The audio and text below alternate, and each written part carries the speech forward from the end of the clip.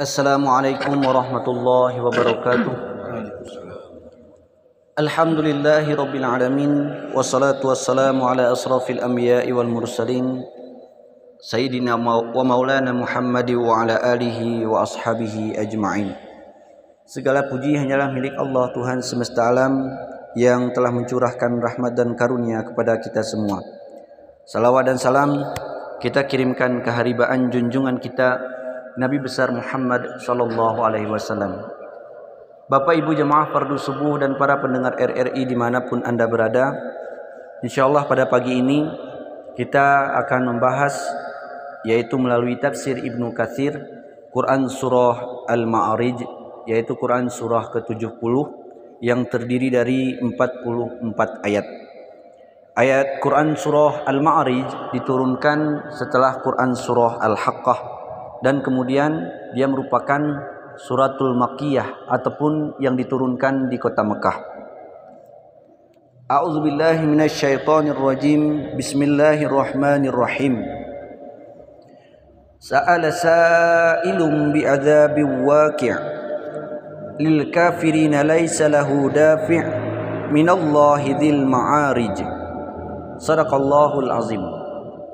Al-Ma'arij yaitu tempat-tempat yang naik. Maka kemudian disebutkan di ayat yang pertama ini, yaitu tentang seseorang yang meminta kepada Allah supaya disegerakan mendapatkan azab. Maka kemudian Allah menyebutkan dengan firman-Nya, seseorang peminta telah meminta kedatangan azab yang bakal terjadi. Menurut beberapa riwayat bahwasanya bentuk lengkapnya ialah meminta agar disegerakan datangnya azab yang bakal terjadi. Ini menunjukkan bahwasannya Allah Subhanahu wa taala akan memberikan azab kepada orang-orang yang ingkar dan orang-orang yang kafir. Tetapi kemudian orang-orang kafir itu seraya meminta kepada Allah, kalau sekiranya Al-Qur'an itu benar, kalau sekiranya perkataan Nabi Muhammad itu benar, maka coba datangkan dengan seketika azab kepada kami. Maka itu inti dari ayat ini.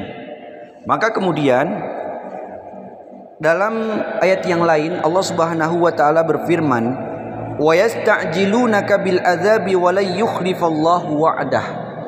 Dan mereka meminta kepadamu ya Muhammad agar azab itu disegerakan, padahal Allah sekali-kali tidak akan menyalahi janjinya. Al-Hajj ayat 47. Yaitu tidak menyalahi janji yang dimaksud adalah akan menimpakan azab itu, lambat laun pasti akan ditimpakan azab itu kepada orang-orang yang ingkar. Tapi kemudian orang-orang kafir pada saat itu meminta supaya disegerakan azab. Wahai Muhammad, kalau engkau betul-betul seorang rasul dan Al-Quran itu betul-betul firman Allah, maka coba datangkan azab kepada kami. Maka begitulah permintaan orang-orang kafir pada saat itu. Maka kemudian ada beberapa riwayat yang menyebutkan tentang pemaknaan ayat ini. Pertama adalah Imam An-Nasa'i menyebutkan melalui daripada Ibnu Abbas. Ibnu Abbas mengatakan sehubungan dengan firman Allah, yaitu dengan kedatangan azab yang bakal terjadi, bahwa orang-orang tersebut diantaranya adalah An-Nadar Ibnul Haris Ibnu Kaldah, yang ia meminta kepada Allah supaya didatangkan azab yang nanti pasti akan terjadi, ditimpakan kepada orang-orang kafir itu. Maka kemudian Al-Aufi juga mengatakan bahwa demikian permintaan orang-orang kafir akan azab yang nanti Allah akan menimpakan kepada mereka, padahal azab itu pasti akan terjadi kepada mereka. Lalu kemudian mereka itu pun berdoa supaya ditimpakan azab yang sangat mengerikan itu. Bahkan kemudian Ibnu Abu Nazih mengatakan seseorang berdoa supaya dia meminta agar azab yang bakal terjadi di akhirat itu segera diturunkan kepada mereka. Dan itu merupakan permintaan-permintaan orang-orang yang kafir. Maka kemudian majelis yang dirahmati Allah Subhanahu wa taala, Mujahid juga mengatakan bahwa hal ini seperti yang disebutkan dalam firman Allah, bahwasanya Allahumma in kana hadza huwal haqq min indika fa amtir alaina hijaratan minas sama' aw i'tina bi'adzabin alim.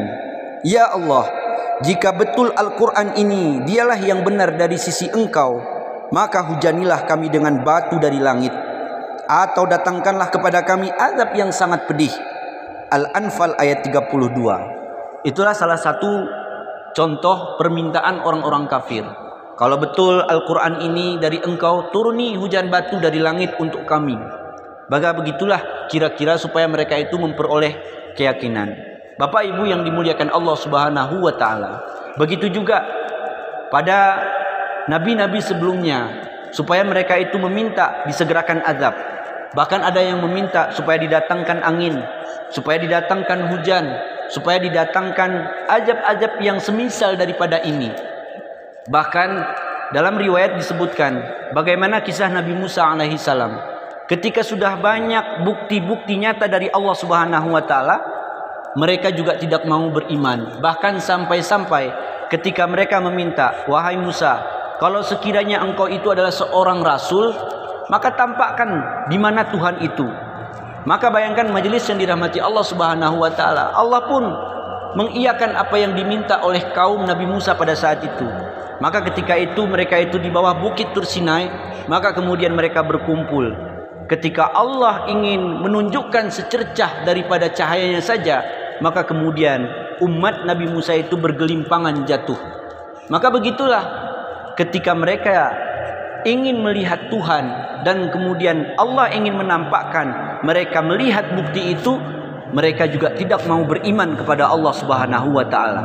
Maka oleh karena itu kepada Nabi Muhammad pun semisal yang sama. Wahai Muhammad, kalau engkau seorang nabi, seorang rasul, maka kemudian mintakan segera azab dan turunkan azab itu kepada kami. Begitulah permintaan orang-orang yang kafir. Maka kemudian majelis yang dirahmati Allah, ayat yang kedua, waqi'il kafirin, yang bakal terjadi untuk orang-orang kafir. Itu menandakan bahwasanya bagi orang-orang kafir itu pasti akan disegerakan azab yang akan ditimpakan nanti, yakni disiapkan dan disediakan untuk orang-orang yang kafir. Ibnu Abbas mengatakan bahwa azab waqi' ialah azab yang pasti akan datang. Laisa lahu dafi', yang tidak seorang pun dapat untuk menolaknya. Artinya tiada yang dapat untuk membelenggu dan menolaknya bila Allah menghendakinya. Karena itu disebutkan dalam ayat berikutnya, yaitu Al-Ma'arij ayat 3, minallahi dzil ma'arij, yang datang dari Allah yang mempunyai tempat-tempat yang naik, yaitu langit dan kemudian tempat-tempat naik, yaitu dari dunia ini kepada Allah Subhanahu wa taala. Bapak Ibu yang dimuliakan Allah Subhanahu wa taala, inilah yang dapat kami sampaikan pada kesempatan yang singkat ini melalui tafsir Ibnu Katsir Quran surah Al-Ma'arij. Semoga ini dapat menjadi pemahaman kita bersama. Allahu a'lamu bis-shawab. Astaghfirullah li wa lakum. Assalamualaikum warahmatullahi wabarakatuh.